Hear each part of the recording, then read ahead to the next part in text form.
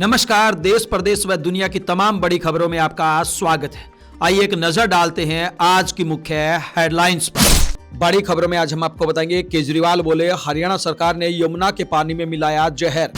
गुड़िया केस में आईजी समेत 8 पुलिस अधिकारियों को हुई उम्र कैद की सजा। सीएम बोले हिसार व अंबाला एयरपोर्ट की मिली एनओसी। हरियाणा में सुरंग खोदकर बैंक में घुसे चोर। उत्तराखंड बना यूसीसी लागू करने वाला पहला राज्य। फोन नहीं उठाने पर एसडीओ पर भड़के कांग्रेस विधायक। राहुल गांधी बोले 50% से ज्यादा आरक्षण के लिए बनाएंगे कानून। बीजेपी विधायक ने जमकर लगाई अधिकारियों की क्लास। चुनावी घोषणा पत्र जारी करते समय केजरीवाल ने दिल्ली की जनता से मांगी माफी। नीट यूजी परीक्षा में सेक्शन बी हुआ खत्म। देश भर में 43,000 के करीब निकली भर्तियां। हरियाणा में बिजनेसमैन से ठगे 70 लाख रुपए। बीएसपी ने की हरियाणा के प्रदेश अध्यक्ष की छुट्टी। 600 प्राइवेट अस्पतालों ने हरियाणा सरकार को दी चेतावनी। पुलिस ने पकड़े 3 फर्जी सीबीआई अधिकारी। जींद में होगा इंटरनेशनल प्रो बॉक्सिंग का महामुकाबला। विजेता को मिलेंगे 2.5 लाख रुपए। वक्फ संशोधन विधेयक को जेपीसी की मिली मंजूरी। अमित शाह ने महाकुंभ में लगाई डुबकी तो योगी आदित्यनाथ को रामदेव ने करवाया योग। अयोध्या में 20 लाख राम भक्त पहुंचने से छूटे अफसरों के पसीने। सिख रिसर्चर का दावा, पंजाब में 3.5 लाख लोग बने ईसाई। 50 राउंड फायरिंग करने वाला विधायक हुआ गिरफ्तार। बिश्नोई महासभा अध्यक्ष बोले महिला के झूठे केस में कुलदीप बिश्नोई ने फंसवाया। अब देखिए खबरें विस्तार से। बड़ी खबरों में आइए सबसे पहले बात करते हैं केजरीवाल द्वारा हरियाणा सरकार पर लगाए बड़े आरोप की। जी हां, दिल्ली के पूर्व मुख्यमंत्री अरविंद केजरीवाल ने हरियाणा की भाजपा सरकार पर यमुना के पानी को जहरीला करने का आरोप लगाया है। केजरीवाल ने कहा कि दिल्ली के लोगों को पीने के लिए पानी हरियाणा और उत्तर प्रदेश से मिलता है। यमुना में हरियाणा से पानी दिल्ली में आता है। भाजपा की हरियाणा सरकार ने यमुना के पानी को जहरीला कर दिया है। हालांकि जल बोर्ड ने उस पानी को दिल्ली में आने से रोक दिया है। भाजपा सरकार ने पानी में ऐसा जहर मिलाया है जिसे जल उपचार संयंत्रों द्वारा भी साफ नहीं किया जा सकता है। इससे दिल्ली के 1/3 हिस्से में पानी की कमी हो गई है। केजरीवाल ने कहा कि दिल्ली में अफरा तफरी मचाने के लिए ऐसा किया गया है ताकि दिल्ली के लोग मरे और इसका दोष आम आदमी पार्टी पर आए। हिमाचल प्रदेश के बहुचर्चित गुड़िया केस में जांच के दौरान पुलिस कस्टडी में एक आरोपी की जान चले जाने के मामले में हिमाचल के आईजी समेत 8 पुलिस कर्मियों को चंडीगढ़ की सीबीआई कोर्ट ने उम्र कैद की सजा सुनाई है। हरियाणा के सीएम नायब सैनी ने कहा कि हिसार और अंबाला एयरपोर्ट के लिए एनओसी आ गई है, जल्द ही ये शुरू हो जाएंगे। इसके अलावा पानीपत, फरीदाबाद और गुरुग्राम में सीवरेज ट्रीटमेंट प्लांट लगाएंगे। अंबाला में कपड़ा मार्केट बनेगी। महेंद्रगढ़ में डिफेंस एरोस्पेस हब स्थापित करेंगे। इस दौरान सीएम ने दावा किया कि 100 दिनों में हमने 10 में से 18 संकल्प पूरे कर लिए हैं। अगला टारगेट 50 संकल्प पूरा करने का है। प्रेस कॉन्फ्रेंस से पहले उन्होंने किसानों के खाते में 368 करोड़ रुपए रिलीज किए। हरियाणा के सिरसा में चोरों ने पंजाब नेशनल बैंक में चोरी के लिए सुरंग खोद दी। चोरों ने 10 फुट लंबी यू आकार की सुरंग खोदी जो सीधे स्ट्रांग रूम में जाकर निकली। सुबह जब अधिकारी बैंक पहुंचे तो सुरंग देखी। इसके बाद तुरंत पुलिस को मौके पर बुलाया गया। पुलिस ने फिंगरप्रिंट और डॉग स्क्वाड की मदद से इसकी जांच शुरू कर दी है।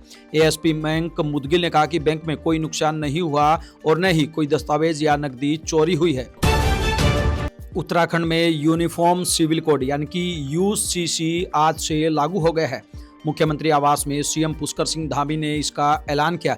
यह कार्यक्रम सीएम आवास के मुख्य सेवक सदन में आयोजित किया गया। सीएम धामी ने कहा कि हमने 3 साल पहले जनता से किए गए वायदे को पूरा किया है। यूसीसी किसी धर्म या वर्ग के खिलाफ नहीं है। इसका उद्देश्य किसी को टारगेट करना नहीं है, साथ ही सभी को समान अधिकार देना है। मुख्यमंत्री धामी ने कहा कि यूसीसी लागू होने से हलाला, बहुविवाह, 3 तलाक पर पूरी तरह से रोक लगेगी। हरियाणा के सिरसा में कांग्रेस विधायक गोकुल सेतिया ने पीडब्ल्यूडी विभाग के एसडीओ को कॉल कर फटकार लगाई। सेतिया ने नेजिया गांव की टूटी सड़क की शिकायत मिलने पर एसडीओ को कॉल लगाया था। एसडीओ का फोन बिजी आया तो सेतिया भड़क गए। इंतजार करने के बाद उन्होंने दोबारा कॉल लगाकर कहा कि आपको दिखता नहीं, कॉल आ रही है। लोकसभा में नेता प्रतिपक्ष राहुल गांधी ने कहा कि दलितों, पिछड़ों और गरीब जनरल कास्ट के लोगों को एक बार फिर गुलाम बनाया जा रहा है। IIM, IIT के लोगों को रोजगार नहीं मिल रहा है, आपको कहां से मिलेगा? उन्होंने कहा कि मोदी जी जातिगत जनगणना कराने से डरते हैं, वे इसे कभी नहीं कराएंगे, लेकिन 50% आरक्षण की दीवार को हम लोकसभा राज्यसभा में तोड़ देंगे, कोई नहीं रोक सकता। हम पहले कांग्रेस शासित राज्यों में आरक्षण 50% से ज्यादा करेंगे, इसके बाद राष्ट्रीय स्तर पर कानून बनाकर इस दीवार को तोड़ देंगे। उज्बेकिस्तान के ग्रैंड मास्टर नोदिरबेक याकुबोएव ने टाटा स्टील शतरंज टूर्नामेंट में एक मैच से पहले भारतीय ग्रैंड मास्टर आर वैशाली से हैंडशेक करने से इनकार कर दिया। हालांकि विवाद बढ़ने पर उज्बेकिस्तानी खिलाड़ी ने माफी मांग ली। उन्होंने कहा, मैंने ऐसा धार्मिक कारणों से किया, मेरा इरादा उन्हें अपमानित करने का नहीं था। हरियाणा में चरखी दादरी जिले की बाडड़ा विधानसभा सीट से भाजपा विधायक उमेद पातुवास ने SDM कार्यालय में अधिकारियों की जमकर क्लास लगाई। मीटिंग का वीडियो भी सामने आया है। अधिकारियों की कार्यशैली से नाराज विधायक ने कहा, आखिरी बार सुन रहा हूं, सेकंड टाइम नहीं सुनूंगा। इस बात से नाराज नहीं हूं कि आप खड़े नहीं हुए, लेकिन इससे आपके व्यवहार का पता चलता है। जब मेरे साथ ऐसा हो सकता है तो आम जनता के साथ तो पता नहीं क्या होता होगा। मुझे किसी से 5 रुपए भी नहीं चाहिए। मैं गलत काम को सपोर्ट नहीं करूंगा। जायज काम के लिए ऐसा नहीं चलेगा। जो गलत काम करेगा उसे मैं नहीं बख्शूंगा। आखिरी स्टेशन दिखा दूंगा। आम आदमी पार्टी ने दिल्ली के लिए पार्टी की 15 गारंटियों का ऐलान किया है। पार्टी संयोजक अरविंद केजरीवाल ने 2020 में किए यमुना की सफाई, यूरोप की तरह दिल्ली की सड़कें और पानी की सप्लाई का वादा पूरा नहीं कर पाने पर माफी भी मांगी। केजरीवाल ने कहा, आज कबूल कर रहा हूं कि पिछले 5 साल में ये वादे पूरे नहीं कर पाए। 2.5 साल कोरोना चला, इसके बाद उन्होंने जेल का खेल खेला। मेरी सारी टीम बिखर गई, लेकिन अब हम सारे जेल से बाहर आ गए हैं। मेरा सपना है कि दिल्ली में तीनों काम हो। अगले 5 साल में ये काम हम पूरे करेंगे। हमारे पास फंड भी है और इसके लिए प्लान भी है। केजरीवाल ने कहा कि अगर कमल का बटन दबा दिया तो चारों तरफ कीचड़ ही कीचड़ दिल्ली में हो जाएगा। नेशनल टेस्टिंग एजेंसी यानी कि NTA ने national eligibility cum entrance test यानी कि नीट UG 2025 एग्जाम पैटर्न के लिए एक नोटिस जारी किया है।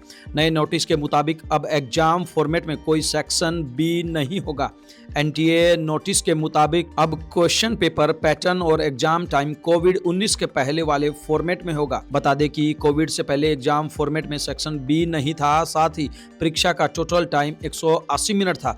अब इसे फिर इसी फॉर्मेट में लिया जाएगा।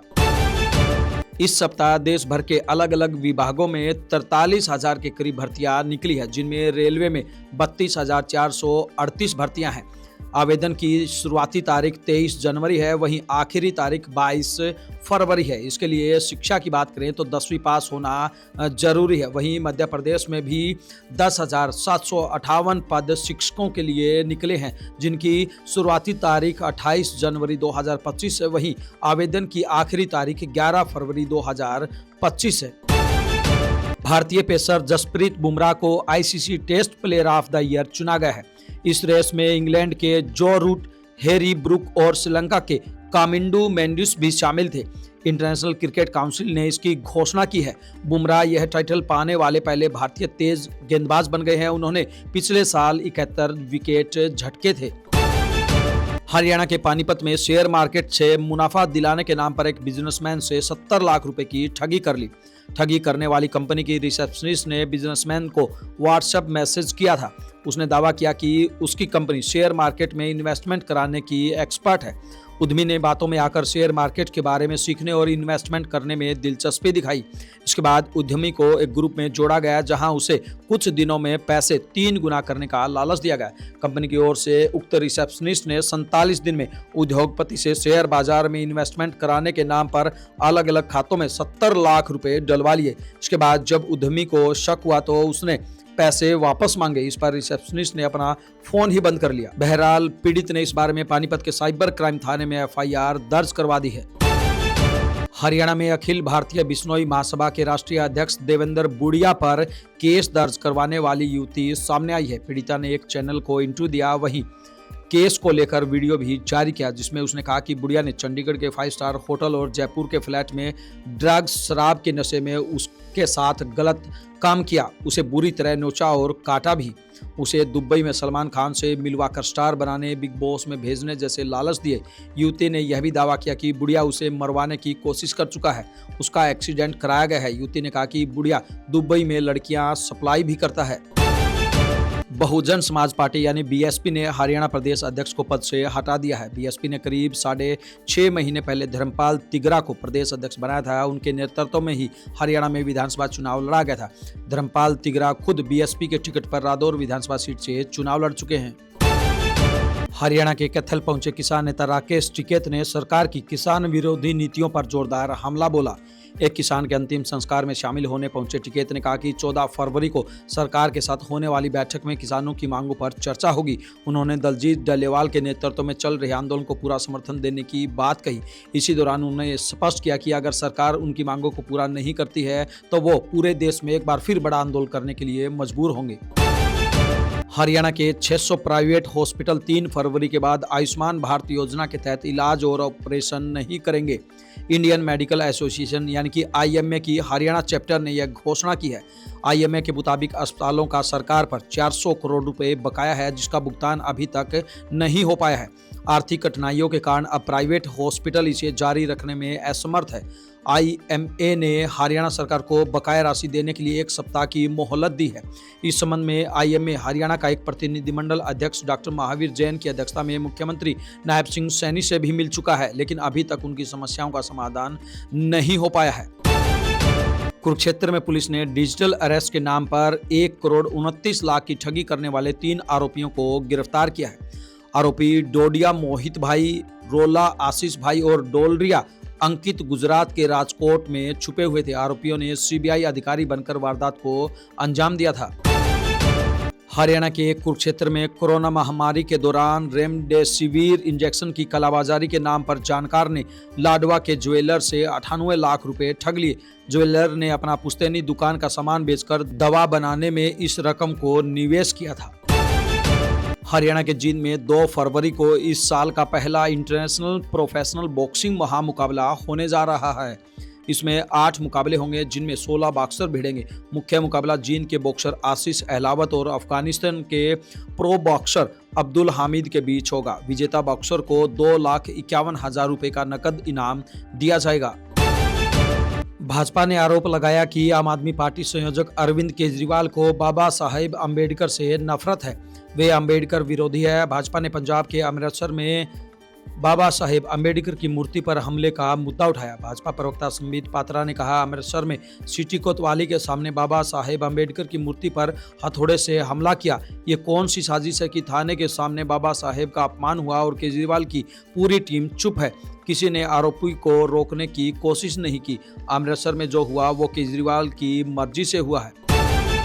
वक्फ बिल में बदलावों को संसद की संयुक्त समिति यानी कि जेपीसी ने मंजूरी दे दी है। जेपीसी के अध्यक्ष जगदम्बिका पाल ने कहा कि इस फाइनल मीटिंग में सभी 44 संशोधनों पर चर्चा की गई। इनमें एनडीए सांसद के 14 सुझावों को मंजूरी दे दी गई है। विपक्षी सदस्यों ने भी कुछ प्रस्ताव रखे, लेकिन वोटिंग के दौरान उन्हें नकार दिया गया। केंद्रीय गृह मंत्री अमित शाह महाकुंभ पहुंचे और डुबकी लगाई। उनके साथ सीएम योगी आदित्यनाथ, जूना अखाड़े के महामंडलेश्वर अवधेशानंद गिरी और योग गुरु बाबा रामदेव ने भी संगम में स्नान किया। योगी और संतों ने शाह पर पानी डाला। करीब 10 मिनट तक संगम स्नान किया। शाह को संतों ने मंत्रोच्चार के बीच आचमन कराया। इस दौरान सीएम योगी ने रामदेव के साथ योग किया। प्रयागराज महाकुंभ का असर रामनगरी, अयोध्या और काशी पर भी है। अयोध्या में बीते 30 घंटे में करीब 25 लाख से अधिक श्रद्धालुओं ने रामलला के दर्शन किए। यह अयोध्या शहर की आबादी से करीब 30 गुना है। 2024 में शहर की आबादी 78,000 थी। अभी भी भारी भीड़ है। जिले भर में अफसरों को भीड़ संभालने उतरना पड़ा है। पंजाब में 2 साल में लगभग 3.5 लाख लोगों ने अपना धर्म छोड़कर ईसाई धर्म अपनाया है। यह दावा सिख स्कॉलर और रिसर्चर डॉक्टर रणबीर सिंह ने किया है। उनके सर्वे के मुताबिक पंजाब में धर्म परिवर्तन तेजी से बढ़ रहा है और आने वाले समय में यह संख्या और ज्यादा हो जाएगी। उत्तराखंड के हरिद्वार में खानपुर सीट से निर्दलीय विधायक उमेश कुमार के कैंप कार्यालय पर फायरिंग हुई थी। भाजपा के पूर्व विधायक प्रणव सिंह चैंपियन ने करीब 50 राउंड गोलियां चलाई थी। बहरहाल पुलिस ने उन्हें पकड़ लिया है और मेडिकल जांच के लिए रानीपुर पुलिस स्टेशन ले जाया गया है। जबरदस्ती शारीरिक संबंध बनाने के केस में फंसे अखिल भारतीय बिश्नोई महासभा के राष्ट्रीय अध्यक्ष देवेंद्र बुड़िया ने एफआईआर के पीछे भाजपा नेता कुलदीप बिश्नोई का हाथ बताया है। आरोपों के बाद पहली बार मीडिया के सामने आए देवेंद्र बुड़िया ने कहा, पूरा मामला प्रायोजित है और इसके पीछे कुलदीप बिश्नोई है। कुलदीप बिश्नोई के आदमी की मेरे पास कॉल आई थी। उसने कहा था कि आप नहीं माने तो आपके खिलाफ महिला से केस दर्ज करवा दिया जाएगा। धमकी के बाद मैं नहीं माना। मुकाम में हुई बैठक में इन सब बातों को समाज के सामने रखा। मुझे कानून पर भरोसा है और हम कानूनी लड़ाई लड़ेंगे। हालांकि कुलदीप बिश्नोई की तरफ से इस मामले को लेकर कोई बयान सामने नहीं आया है। इन तमाम खबरों को लेकर आपकी क्या कुछ राय है, आपकी क्या कुछ प्रतिक्रिया है, आप हमें कमेंट बॉक्स के माध्यम से जरूर बताएं। ब्यूरो रिपोर्ट, बिंदास हरियाणा।